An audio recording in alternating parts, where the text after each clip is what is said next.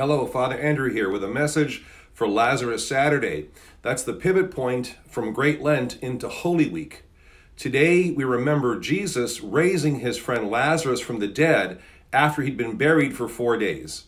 We read about this in the Gospel of John in chapter 11. In this video, I'd like to share with you 4 facts about Lazarus Saturday and its place in Holy Week.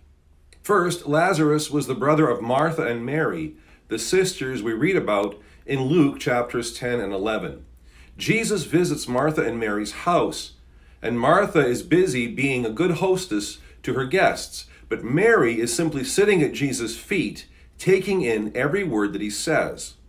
Martha gets very frustrated with her sister, and so she asks Jesus to tell Mary to help her. But Jesus replies, "Martha, Martha, you are anxious and troubled about many things, yet one thing is needed, and Mary has chosen the good part, which will not be taken away from her." This reminds us that the response we get when we turn to Jesus might not be the one that we were expecting, might not be the one that we want, but it is always the one that Jesus knows that we need. Second, Jesus knew that Lazarus was very ill, but he did not go to Lazarus right away. In John chapter 11, verses 3 and 4, we see that Mary and Martha sent word to Jesus, but the Lord did not do anything at first. In fact, he told his disciples that Lazarus' sickness was not unto death, but that it was going to bring glory to the Son of God. Jesus waits 2 more days before going to Bethany, and on the road there, he gets word that Lazarus has died. Third, when Martha and Mary finally see Jesus, their responses to him are true to form. Mary stays in the house mourning, but Martha goes out to meet Jesus and tells him that if he'd only come earlier, Lazarus would be alive and well. Jesus, also true to form, replies to Martha, "I am the resurrection and the life. He who believes in me, though he may die, he shall live."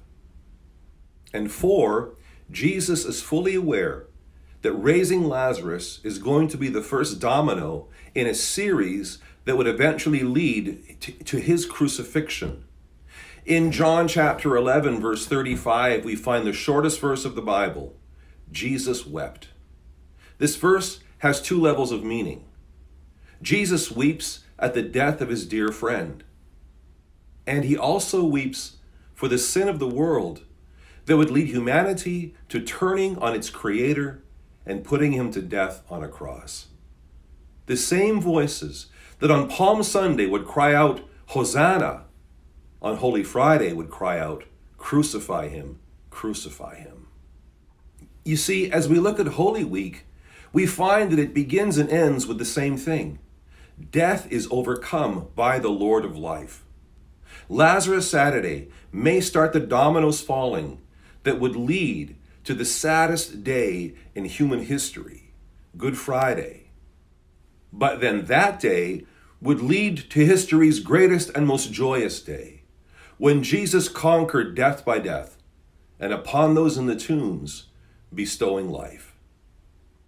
At all times, in all places, and for all people, Jesus truly is the resurrection and the life. Thanks for watching.